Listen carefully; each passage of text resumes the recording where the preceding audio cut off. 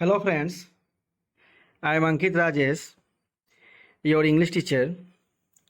आज की इस वीडियो में आप लोगों से प्रोनाउन का चैप्टर रिफ्लेक्सिव प्रोनाउन के बारे में हम चर्चा करेंगे। जैसा कि पिछले वीडियो में मैंने आप लोगों से relative pronoun, demonstrative pronoun, personal pronoun, possessive pronoun के बारे में चर्चा किया है। 11 काइंड्स ऑफ प्रोनाउन के बारे में मैंने चर्चा किया है पिछले वीडियो में। ये मेरा 5वां काइंड्स है प्रोनाउन का। इसमें हम रिफ्लेक्सिव प्रोनाउन के बारे में चर्चा करेंगे। और आप लोगों को यह पहले बताया जा चुका है कि प्रोनाउन को समझने के लिए पर्सन जानना बहुत ज़रूरी है, साथ में नंबर, जेंडर, इसकी भी अध्ययन करना, जानकारी रखना अत्यंत ज़रूरी है। तभी हम ग्रामर का कंसेप्ट पूरा कर सकेंगे। चैप्टर बाय चैप्टर डीपली जानना, उसके कंसेप्ट को अध्ययन करना, दिमाग में रखना, तभी हम एक सरल और सुसज्जित ग्रामर को लिख सकते हैं, बोल सकते हैं, पढ़ सकते हैं। तो आज की इस वीडियो में रिफ्लेक्सिव प्रोनाउन के बारे में हम चर्चा करेंगे। रिफ्लेक्सिव प्रोनाउन को हिंदी में निजवाचक सर्वनाम भी कहते हैं। जैसा कि इस वीडियो में चर्चा किया गया है, reflexive pronoun is also known as self pronoun. Reflexive pronoun को सेल्फ प्रोनाउन के नाम से भी जाना जाता है। सेल्फ का हिंदी अर्थ स्वयं या अपने आप को या खुद को होता है। कुछ प्रोनाउन के बाद सेल्फ लगाकर हम जिन नवीन प्रोनाउन को बनाते हैं उसे हम रिफ्लेक्सिव प्रोनाउन कहते हैं।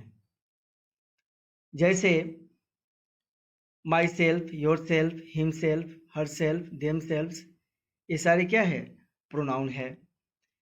तो सिंगुलर सब्जेक्ट या प्लूरल सब्जेक्ट है, उसके अनुसार हम सेल्फ प्रोनाउन का भी यूज करते हैं। यदि आई हमारा सिंगुलर सब्जेक्ट है, आई का रिफ्लेक्सिव प्रोनाउन अगर है तो माई सेल्फ है। यू का रिफ्लेक्सिव प्रोनाउन योर सेल्फ है। ही का रिफ्लेक्सिव प्रोनाउन हिम सेल्फ है। सी का है हर सेल्फ, इट का इट सेल्फ। इस तरह से हम देखते हैं कि सिंगुलर सब्जेक्ट जो हमारा आई, यू, ही, सी, इट है, इसके जो भी हमारा सेल्फ प्रोनाउन है या रिफ्लेक्सिव प्रोनाउन है सामने दिया गया है, तो ये याद रखना अत्यंत ज़रूरी है कि आई का रिफ्लेक्सिव प्रोनाउन क्या होगा, यू का क्या होगा, ही का क्या होगा। ये हमारा सिंगुलर सब्जेक्ट है, आई, यू, ही, सी, इट। और दूसरी तरफ हम देखें प्लूरल सब्जेक्ट को, जैसे वी, यू एंड दे, हमारा क्या है? प्लूरल सब्जेक्ट है। वी हमारा फर्स्ट पर्सन का प्लूरल सब्जेक्ट है, इसका रिफ्लेक्सिव प्रोनाउन या सेल्फ प्रोनाउन आवर सेल्फ होगा। यू हमारा सेकेंड पर्सन का प्लूरल सब्जेक्ट है। यू तो दोनों में सेम ही होता है, चाहे वो सिंगुलर सब्जेक्ट हो या प्लूरल सब्जेक्ट हो। हिंदी का जो अर्थ है उसमें अंतर पाया जाता है। यू का अगर वह प्लूरल सब्जेक्ट है तो उसका रिफ्लेक्सिव प्रोनाउन योर सेल्फ होगा। दे का रिफ्लेक्सिव प्रोनाउन देम सेल्फ होगा। इस चैप्टर में स्टूडेंट हमें बस इस चीज़ पर ध्यान देना है कि सेल्फ प्रोनाउन क्या है, सिंगुलर सब्जेक्ट का जो हमारा है सिंगुलर सब्जेक्ट है, पर्सनल जो प्रोनाउन है उसके साथ कौन सा रिफ्लेक्सिव प्रोनाउन आएगा, और जो प्लूरल सब्जेक्ट है उसका कौन सा रिफ्लेक्सिव प्रोनाउन होगा। ये याद रखना अत्यंत जरूरी है। कुछ ऐसे भी है जैसे बाय नेम सिंगुलर सब्जेक्ट हो सकता है, प्लूरल सब्जेक्ट हो सकता है। जैसे नोट में दिया गया है, himself, herself is used for any single person and themselves is used for any plural person। यदि कोई एक व्यक्ति का नाम है, किसी एक वस्तु का नाम है, उसके लिए हम कौन सा सेल्फ प्रोनाउन का यूज करेंगे? यदि वह मेल है फीमेल है उसके लिए डिफरेंट है। यदि वह मेल है, कोई पर्सन का नेम है, तो उसके लिए हिमसेल्फ। यदि वह फीमेल है तो उसके लिए हर सेल्फ का हम प्रयोग करेंगे जब वह सिंगल पर्सन है तब। यदि वह पर्सन सिंगल न होकर डबल है या उससे अधिक है तो तब वहाँ वह प्लूरल सब्जेक्ट कहलाएगा या प्लूरल पर्सन कहलाएगा। तो उसके लिए हम देम सेल्फ का प्रयोग करेंगे। जैसा कि एग्जाम्पल देके मैंने यहाँ समझाया है, him self for Ram Shyam Mukul, क्योंकि रामश्याम मुकुल जो है हमारा क्या है, मेल है, मैस्कुलिन जेंडर है, इसलिए इसके लिए हम हिम सेल्फ का प्रयोग किया है। हर सेल्फ सी के लिए यूज होता है और सी जो है हमेशा फीमेल के लिए यूज होता है। जैसे सपना, गुड़िया, नेहा, हमारा क्या है, फेमिनिन जेंडर है, इसके लिए हम सेल्फ प्रोनाउन हर सेल्फ का प्रयोग करेंगे। यदि दो पर्सन एंड से जुड़ा है, Ram and Shyam, Ram and Anuj, Sita and Gita, तब यहाँ ये क्या है, प्लूरल सब्जेक्ट है, इसके लिए हम देम सेल्फ का प्रयोग करेंगे। तो मुझे आशा है कि स्टूडेंट आप इस सेल्फ प्रोनाउन का जो कंसेप्ट है कि किस पर्सनल प्रोनाउन के साथ हम कौन सा सेल्फ प्रोनाउन का यूज करेंगे, आप समझ गए होंगे, मुझे विश्वास है। और मैं आशा भी करता हूँ कि आगे आप अच्छी तरह से समझ लेंगे। यदि किसी भी तरह का समस्या अगर आता हो, प्रॉब्लम नज़र आ रहा हो, समझ नहीं पा रहे हैं, तो आप हमारे कमेंट बॉक्स में कमेंट कर सकते हैं। हो सकता है कि आपको हम फिर अच्छी तरह से इसी तरह की वीडियो आपको अपलोड करके दें। अब हम डिफिनीशन के थ्रू रिफ्लेक्सिव प्रोनाउन को समझने की कोशिश करेंगे। Form of the pronoun showing the effect on the subject, reflexive pronoun. यानी जब कोई प्रोनाउन का जो रूप है और वो यह दिखाता है कि उसका पूरा प्रभाव जो है उसके सब्जेक्ट पे पड़ रहा है, यानी जो प्रोनाउन है उसके खुद पे पड़ रहा है, तो उसे हम क्या कहेंगे, सेल्फ प्रोनाउन कहेंगे। इसको अच्छी तरह से हम एग्जाम्पल के थ्रू समझेंगे। These pronouns are called reflexive pronouns because the action of the subject reflect upon the subject itself. कर्ता के द्वारा किया गया कार्य का जो रिफ्लेक्स पड़ता है, जो उसका असर जो पड़ता है वो खुद पे पड़ता है, यानी कर्ता पे ही पड़ता है, तब वहाँ पे हम रिफ्लेक्सिव प्रोनाउन का यूज करेंगे। एग्जाम्पल के थ्रू इसे हम समझे। निजवाचक सर्वनाम का जो परिभाषा है हिंदी में, निजत्व मीन्स होता है अपने आप, यानी अपने आप का बोध कराने वाला सर्वनाम निजवाचक सर्वनाम कहलाता है। अब हम एग्जाम्पल के थ्रू इसे समझे। आई हर्ट माई सेल्फ, आई हमारा सब्जेक्ट है और आई सिंगुलर सब्जेक्ट है, और आई के लिए सेल्फ प्रोनाउन यहाँ माई सेल्फ का प्रयोग किया गया है, जिसका अर्थ है अपने आप को। समझने की यहाँ कोशिश करेंगे कि कर्ता द्वारा किया गया कार्य, जो एक्शन यहाँ हो रहा है, इस एक्शन का सारा प्रभाव जो है खुद कर्ता पे पड़ रहा है। यहाँ कर्ता कौन है, कर्ता यहाँ आई है, तो इसका पूरा प्रभाव किस पे पड़ रहा है, आई पे। तो माई सेल्फ का हिंदी क्या होगा यहाँ, अपने आप। मैंने अपने आप को घायल किया, जो भी एक्शन किया गया कर्ता के द्वारा उसका पूरा इफेक्ट जो है उसी पे पड़ा, अतः यहाँ हम सेल्फ प्रोनाउन का प्रयोग करेंगे। नेक्स्ट है सी टॉट हर सेल्फ, उसने अपने को आप सिखाया। सी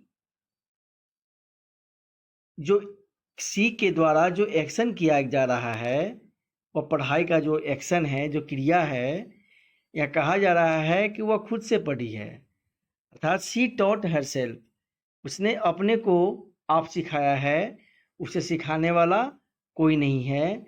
जो यहाँ एक्शन किया गया है टॉट, इसका पूरा असर जो है सी पे ही पड़ा, अतः यहाँ भी सेल्फ प्रोनाउन हर सेल्फ का अर्थ अपने आप को होगा। नेक्स्ट है the horse fell and hurt itself. घोड़ा गिरा और उसने अपने को घायल किया। यानी यहाँ जो एक्शन किया गया है कर्ता के द्वारा, उसका पूरा जो प्रभाव है उसके खुद पे पड़ रहा है, घोड़ा पे। यहाँ पर सब्जेक्ट क्या है? घोड़ा है। इसके द्वारा किया गया एक्शन जो है उसका जो इफेक्ट है उसके खुद पे पड़ रहा है, यानी खुद को घायल कर लिया। तो यहाँ पे अपने आप के लिए इट सेल्फ का प्रयोग किया गया। अब इट सेल्फ का प्रयोग इसलिए किया गया क्योंकि इंग्लिश में जानवर को निर्जीव माना जाता है जो छोटे जानवर है, और जानवर के लिए या निर्जीव वस्तु के लिए हम इट सेल्फ का प्रयोग करते हैं। नेक्स्ट है, अब हम चर्चा करेंगे कुछ रिफ्लेक्सिव प्रोनाउन के यूज के बारे में कि इसका यूज जो है हम किस तरह से करेंगे, इसका सेंस क्या होता है। तो रूल नंबर 1 में देखिए, the reflexive pronoun is used as a sense of, अपने आप को इन द सेंटेंस। किसी भी वाक्य में रिफ्लेक्सिव प्रोनाउन का जो सेंस होता है हिंदी में होता है अपने आप को। जैसे राम ruined himself, राम अपने आप को बर्बाद कर लिया। दे इंट्रोड्यूस्ड themselves, वे लोग अपने आप का परिचय दिया।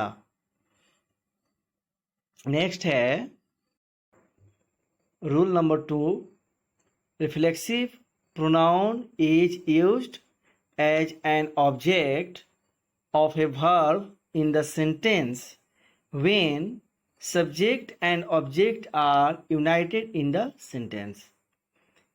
कहने का सेंस यह है, किसी भी वाक्य में रिफ्लेक्सिव प्रोनाउन वर्ब का ऑब्जेक्ट की तरह यूज होता है, यूज किया जाता है जब सब्जेक्ट और ऑब्जेक्ट जो है एक ही होते हैं, बिल्कुल यूनाइट होते हैं। जैसे द कैट क्लीन्ड इटसेल्फ। अब यहाँ हमारा जो वर्ब है वह वर्ब क्लीन है, और इसका जो ऑब्जेक्ट है यह इटसेल्फ है। इटसेल्फ क्या है? सेल्फ प्रोनाउन है, और यहाँ कंबाइंड है। चूँकि पहले बताया जा चुका है आपको कि इसका जो एक्शन हो रहा है, इसका पूरा असर जो है यह रिफ्लेक्सिव प्रोनाउन बतलाता है कि पूरे वर्ब का जो एक्शन है किस पे पड़ा? कर्ता पे पड़ा। कर्ता यहाँ कौन है? सब्जेक्ट कौन है? नॉमिनेटिव केस कौन है? द कैट है। नेक्स्ट है द एंजॉयड देमसेल्व्स। यहाँ देमसेल्फ सेल्फ प्रोनाउन है। यहाँ जो एक्शन है एंजॉयड का, यहाँ दे और देमसेल्व्स क्या है? कंबाइंड है, यूनाइटेड है। यानी इस एक्शन का पूरा प्रभाव सब्जेक्ट पे पड़ा। सब्जेक्ट मेरा क्या है? दे है। नेक्स्ट है rule number 3, reflexive pronoun is not used as a subject in a sentence.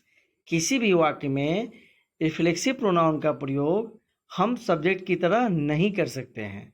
जैसे माई सेल्फ सा इट, यहाँ माई सेल्फ सब्जेक्ट की जगह प्रयोग किया गया है, जो कि सर्वथा गलत है। और नेक्स्ट देखा जाए आई सा इट। आई यहाँ क्या है? पर्सनल प्रोनाउन, हमारा सब्जेक्ट है। यहाँ पे आई क्या है? सब्जेक्ट है आई सा इट, अतः यह सेंटेंस बिल्कुल सही है। तो फ्रेंड्स, मुझे उम्मीद है कि आप रिफ्लेक्सिव प्रोनाउन समझ गए होंगे। तो मैं आशा करता हूँ कि आप मेरा यह वीडियो जो है अच्छी तरह से देखें, ज्ञान को बढ़ाए। ज़रा लंबा वीडियो तो मेरा होता है, लेकिन यह काफ़ी नॉलेजेबल है और आपके कंसेप्ट को भी पूरा करने का प्रयास करता है। मैं कोशिश हमेशा यही करता हूँ, थोड़ा वीडियो लंबा हो लेकिन आपका कंसेप्ट ना बचे, कंसेप्ट आपका पूरा हो, ताकि ज्ञान अगर आपका रहेगा ग्रामर का अच्छी तरह से, तो कभी भी लिखने में या बोलने में अशुद्धि नहीं होगी। करेक्ट बोलना, करेक्ट लिखना बहुत ज़रूरी है। लिटरेचर चाहे कोई भी हो, तो ग्रामर का जानना बहुत ज़रूरी है। अगर यह वीडियो आपको पसंद आया हो तो इसे शेयर करना न भूलें। शेयर कर दें, लाइक भी करें, सब्सक्राइब भी करें मेरा चैनल, बेल आइकन को भी प्रेस कर लें ताकि इस तरह के जब भी वीडियो मैं अपलोड करूं उसका सबसे पहले नोटिफिकेशन आपको मिल सके और ज्ञान अर्जित आप कर सके। तो फ्रेंड्स, हम नेक्स्ट जो है वीडियो आपको हम इससे ही रिलेटेड इफेक्टिव प्रोनाउन का देंगे। आप हमारे चैनल को हमेशा देखते रहें, ज्ञान को बढ़ाते रहें। थैंक यू, धन्यवाद।